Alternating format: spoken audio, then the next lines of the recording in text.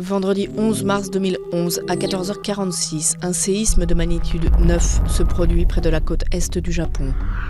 Environ 3/4 d'heure plus tard, un tsunami de 14 mètres s'abat sur la côte, notamment sur le site de la centrale nucléaire de Fukushima Daiichi qui compte 6 réacteurs de la compagnie Tokyo Electric Power.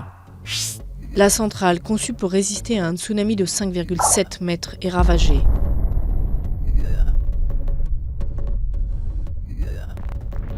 Au moment des secousses, les 3 réacteurs alors en service s'arrêtent automatiquement comme prévu.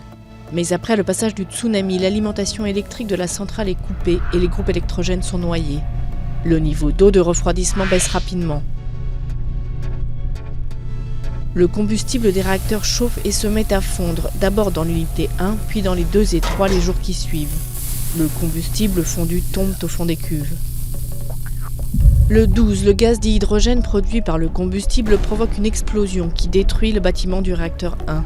Même scénario pour le réacteur 3 qui est soufflé le 14. Ces déflagrations et dégazage nécessaires pour abaisser la pression propulsent de grandes quantités de radioéléments dans l'atmosphère.